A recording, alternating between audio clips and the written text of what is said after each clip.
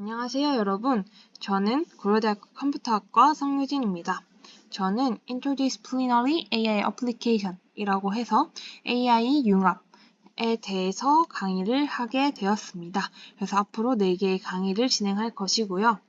그래서 시작하기에 앞서 Interdisciplinary AI가 뭐냐 하면은 AI 기술과 타학문 지식이 융합된 것입니다. 그래서 이 타학문에서 AI가 단순한 도구로서 사용되는 것이 아니라 이 학문에서의 문제 정의부터 함께 하신다고 보면 될 것 같습니다. 그래서 의학, 예술, 심리학, 사회학, 법학, 환경학 등에서 AI가 함께 할 수 있다고 보시면 될 것 같고요. 그래서 이 AI가 어떻게 사용이 되냐? 오늘은 AI가 생명을 구하는 도구가 될 수 있다는 얘기를 해보려고 합니다. 병을 진단하고 치료법을 찾고 사람을 살리는 데까지 쓰이는 AI, 그 이야기를 함께 시작해볼까요? 자, 병원에서는 어떤 문제들이 있을까요? 우선 진단 오류, 사람도 실수할 수 있어요. 또 시골이나 응급상황처럼 의사가 부족한 곳도 있습니다. 무엇보다 데이터는 정말 많은데 일일이 보기가 어렵죠. 이걸 AI가 대신한다면 진단도 빨라지고 정확해질 수 있어요. 만약 여러분 가족이 병원에 갔는데 의사가 아닌 인공지능이 암을 진단해준다면 어떨 것 같나요? 놀랍지만 이미 현실이 된 기술입니다. 그런데 AI가 진짜 의사보다 더 정확할 수 있을까요? 오늘 강의에서 그 답을 찾아보겠습니다. 그래서 오늘은 크게 3가지 이야기를 할 것입니다. 먼저 AI가 CT나 MRI 같은 의료 영상을 어떻게 분석하는지, 그 다음엔 병원 기록을 이용해 미래를 예측하는 방법, 마지막으로는 유전자 데이터를 분석해서 나만의 치료법을 찾는 AI까지 다루겠습니다.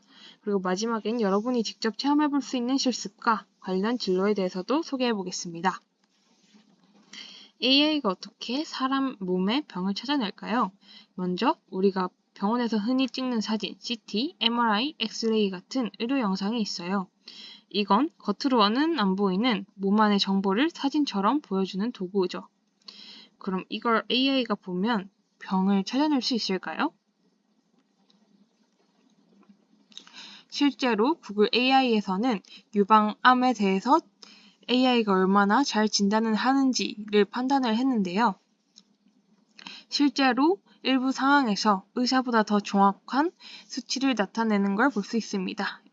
이 오른쪽 그래프에서 검은색의 정확도가 AI 모델이고요. 색깔이 가진 것이 의사의 판단이었습니다. 그래서 이 연구에서 협업하면 실수율이 낮아진다는 것을 볼 수 있었고요. 그래서 이걸 방금 그 연구를 어떻게 진행을 했냐 하면은 주요 큰 모델로 볼 수 있는 것이 CNN을 많이 사용합니다. 그래서 이 CNN이 뭐냐? 이건 합성곱 심경망인데요. 이 CNN은 이미지의 특징을 자동으로 뽑아내고 이상한 부분이 있는지 판단을 합니다. 예를 들어 폐 사진에서 AI가 여기 모양이 이상하다고 표시를 해주면 의사가 그걸 중심으로 진단을 할 수 있습니다. 제일 중요한 점은 AI가 의사를 완전히 대체하는 것이 아니라 도움을 주는 도구라는 것입니다. AI는 실수를 줄여주고 빠르게 분석하지만 최종 판단은 여전히 사람, 의사의 몫입니다.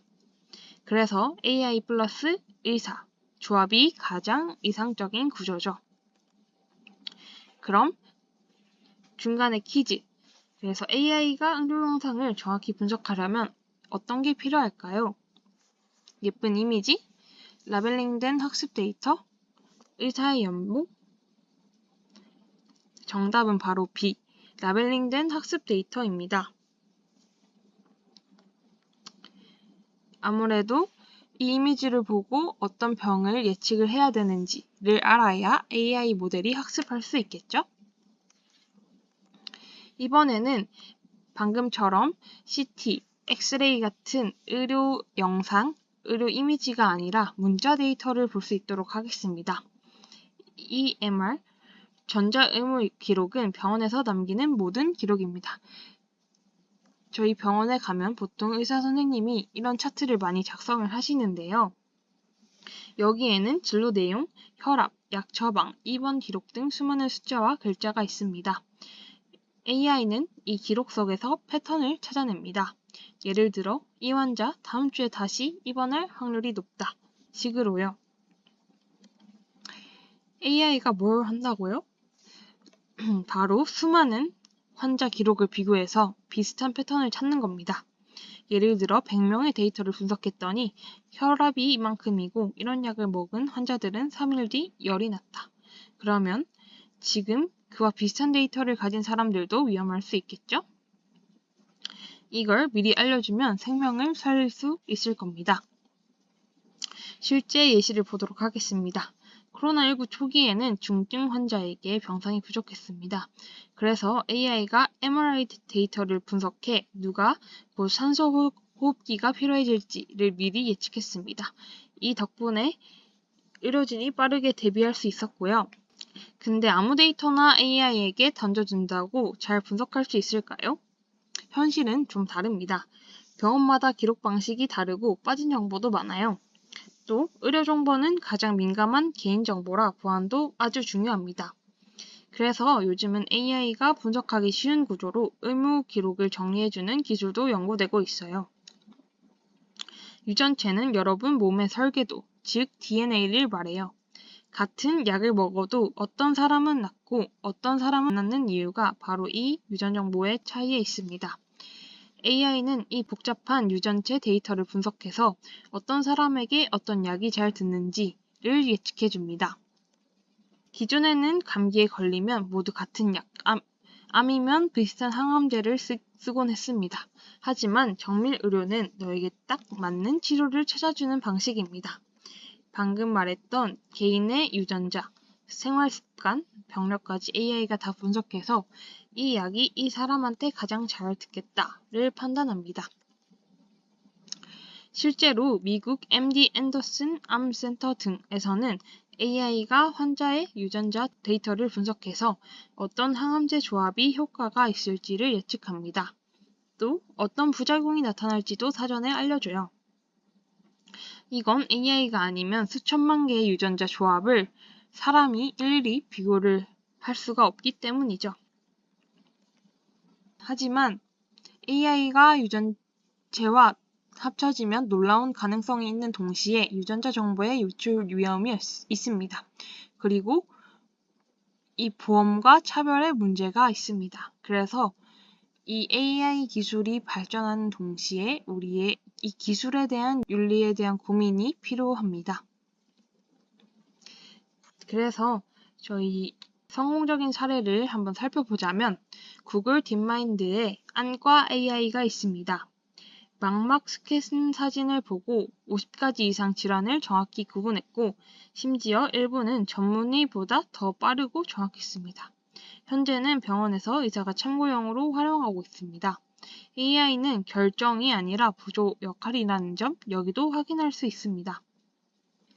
반면 실패한 사례도 있습니다. IBM 워스턴 헬스는 AI가 암 치료를 제안한다고 했지만 실제로는 잘 맞지 않았어요.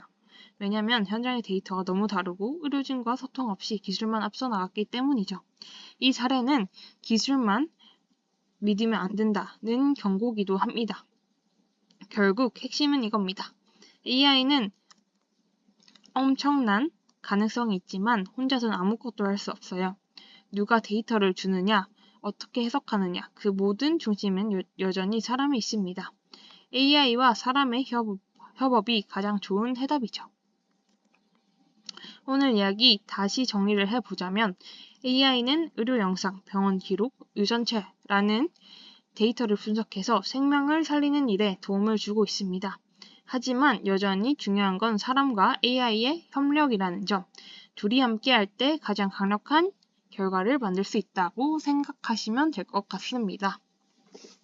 그래서 여기서 실습을 잠깐 해보도록 하겠습니다.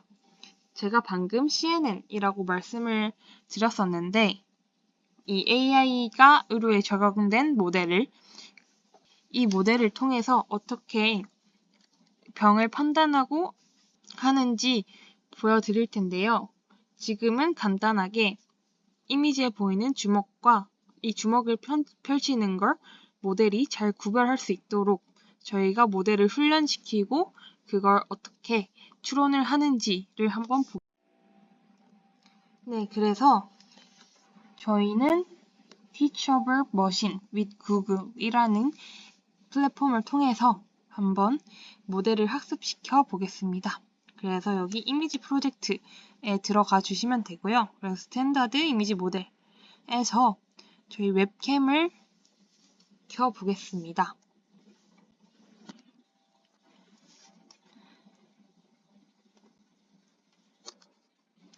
여기서 주먹을 이렇게 3개 찍어보고 주먹을 펼치는 걸 한번 이렇게 녹화해 보겠습니다. 그래서 이거를 주먹을 펼치는 걸 데이터로 사용해서 모델을 학습을 시키면